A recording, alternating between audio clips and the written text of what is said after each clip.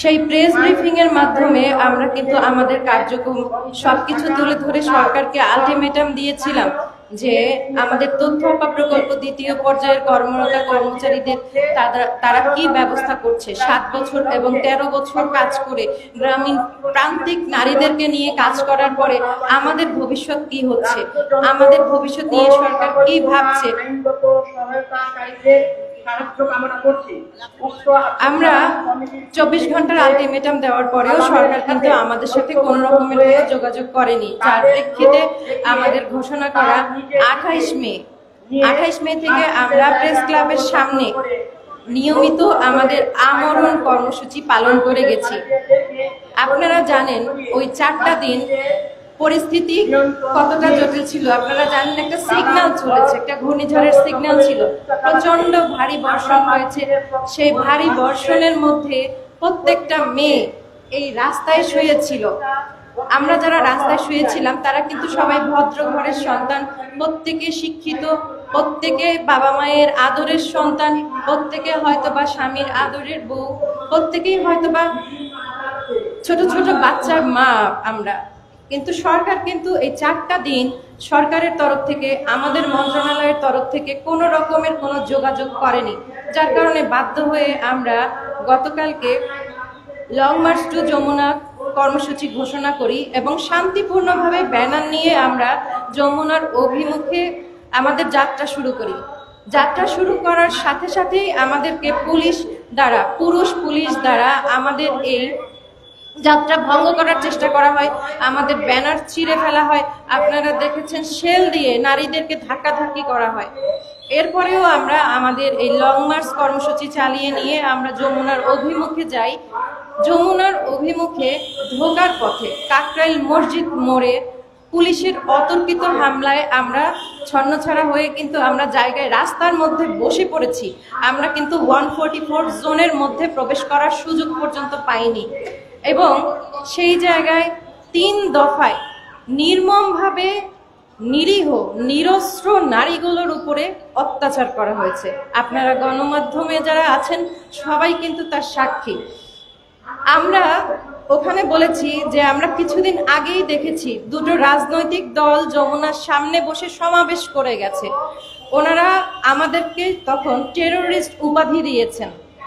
আমরা যারা নারী কর্মকর্তা কর্মচারী 7 বছর ধরে প্রান্তিক পর্যায়ে নারীদেরকে নিয়ে নারীদের প্রতিষ্ঠার ক্ষেত্রে, নারীদের ক্ষমতায়নের ক্ষেত্রে, নারীদের অধিকার প্রতিষ্ঠার ক্ষেত্রে, নারীরা নির্যাতন হলে কিভাবে সে কোথায় এই নির্যাতনের সমাধান পাবে, নির্যাতন প্রতিরোধ করতে পারবে, আমরা যারা সেই সমস্যার সমাধান করি তাদের উপরে পুলিশি এই হামলা, এর থেকে ঘৃণাজনক মনে হয় না বাংলাদেশের ইতিহাসে আর কখনো কোনো ঘটনা ঘটেছে। কারণ যারা ছিলেন সবাই নারী কর্মকর্তা ছিলেন, নারী কর্মচারী ছিলেন এবং নিরস্ত্র ছিলেন, নিরীহ। আমাদের সাথে কোনো পুরুষ মানুষ ছিল না। আমরা ওইখানে যদি 200 মানুষ থেকে থাকি, ওইখানে 1000 পুলিশ মোতায়েন করা হয়েছে। দেশের কেমন আইনি ব্যবস্থা? নারীদেরকে প্রতিহত করে, নারীদেরকে বেকার করে দেশ কিভাবে উন্নয়ন হবে, দেশের কিভাবে? আপনারা কালকে দেখেছেন যে আমাদেরকে কিভাবে হামলা করা হয়েছে। মেয়েদেরকে হাতের উপরে পিটিয়ে হাত ভেঙে দেওয়া হয়েছে। এই যে দেখেন মেয়েটাকে হাত ভেঙে দেওয়া হয়েছে, আমার নিজের পা ইনজিওর, এবং আরো মেয়েদেরকে পিটিয়ে আপনারা দেখলে পরে দেখতে পারবেন যে ওদের হাত পা কালো হয়ে গেছে একদম। ওইখানে গর্ভবতী নারী ছিল, আছে কি শান্তা এখানে? ও যমজ বাচ্চার মা হতে চলেছে, ওকে ধাক্কা মেরে রাস্তায় ফেলে দেওয়া হয়েছে। আমরা আমাদের জুলাই আন্দোলন, জুলাই বিপ্লবের আমাদের সিলেটের অগ্নিকন্যা রাশেদা বেগম, যে কিনা হচ্ছে এনসিপি কমিটির মুখপাত্র সিলেট বিভাগের, ওনাকে ওইখানে টেরোরিস্ট বলে ওনাকে পুলিশের এক নারী কনস্টেবল লাথি মেরে ফেলে বুট জুতা দিয়ে মানে ওনার তলপেটে ক্রমাগত আঘাত করে গেছেন। আপনারা সবাই তার সাক্ষী। এটা কোন ধরনের অমানবিকতা? এই রাষ্ট্রের এই মেয়ে অবিবাহিত, এই মেয়ে যদি ভবিষ্যতে কখনো মা হতে না পারে, এই দায়ভার কি রাষ্ট্র নেবে? এই দায়ভার কাদের? আমাদেরকে রাস্তায় নামতে কারা বাধ্য করেছে? আপনারা জানেন। এরপরে হচ্ছে আমাদেরকে যমুনা থেকে হচ্ছে প্রধান উপদেষ্টার কার্যালয়ে নিয়ে যাওয়া হয়। ওইখানে বলা হয় যে আমাদেরকে প্রধান উপদেষ্টার বিশেষ প্রতিনিধির সাথে বসানো হবে, কিন্তু ওইখানে কোনো বিশেষ প্রতিনিধির সাথে আমাদেরকে বসানো হয় নাই। শুধুমাত্র স্মারকলিপিটা জমা নেওয়া হয়েছে, সেটা তো আমরা নিজেরা হাজারবার এর আগে দিয়েছি। আমরা তো ওনাদের পুলিশ ভ্যানে করে প্রোটেকশন চেয়ে তো স্মারক জমা দেওয়ার জন্য কোনো আমাদের এই যাত্রা ছিল না। পরবর্তীতে আমাদেরকে আবার যমুনায় নিয়ে আসা হয়, আমাদেরকে বলা হয় আমরা 144 জোনে আছি, কিন্তু আপনারা সবাই ওই এলাকাটা চিনেন, ওইটা 144 জোনের মধ্যে পড়ে নাই। আবার 2 দফায় নারীদেরকে টানা অত্যাচার করা হয় এবং সেই অত্যাচারের প্রেক্ষিতে আমি নিজেই ওইখানে অজ্ঞান হয়ে যাই, পড়ে যাই।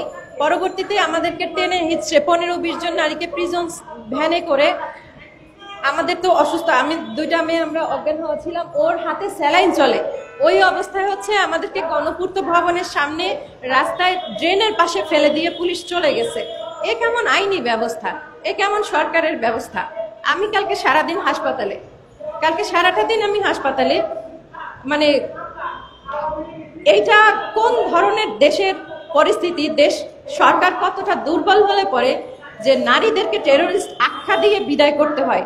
যে নারীরা 7 বছর ধরে কর্মরত, অভিজ্ঞ, 13 বছরের কর্ম অভিজ্ঞ, তাদেরকে টেরোরিস্ট আখ্যা দিয়ে কর্ম থেকে বিদায় করতে হয়। এ কেমন সরকার ব্যবস্থা? আমাদের মহিলা শিশু বিষয়ক মন্ত্রণালয়ে অধীনে আমরা চাকরি করি।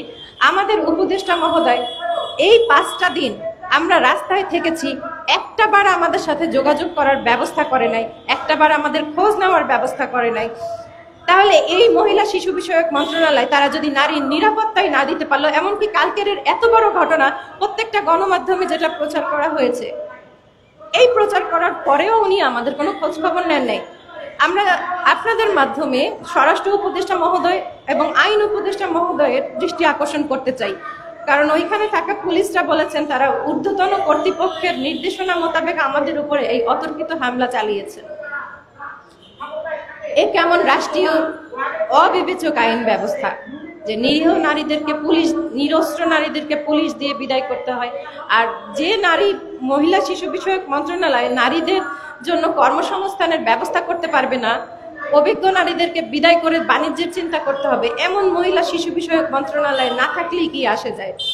যে উপদেষ্টা এতগুলো নারীর দায়ভার নিজের কাঁধে বহন করতে পারে না, কিন্তু উনি আবার সারা বিশ্বের দরবারে নারীদেরকে প্রশংসা, নারীদের নিয়ে কাজ করার জন্য উনি নাকি নারী মানবাধিকার কর্মী। আপনারা সবাই জানেন যে ওনার এনজিও আছে, উনি নারী মানবাধিকার কর্মী হিসেবে সেখানে কাজ করতেন।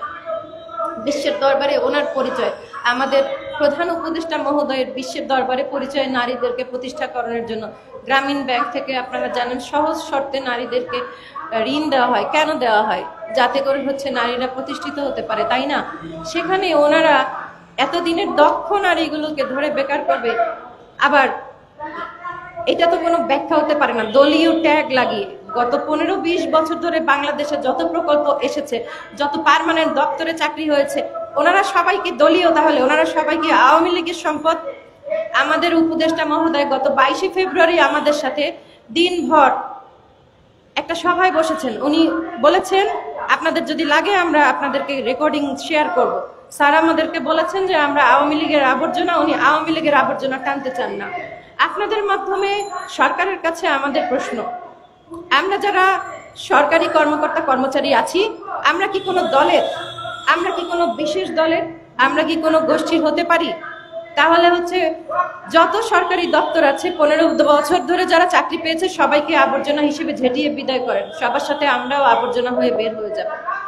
আমাদের উপদেষ্টা মহোদয় ওনার পাশে বসে যে সচিব স্যারকে নিয়ে অফিস করেন প্রতিদিন, আপনারা জানেন যে এনসিপি পার্টি থেকে 95 জন সচিবের লিস্ট দেওয়া হয়েছে যারা হচ্ছে আওয়ামী লীগের দোসর।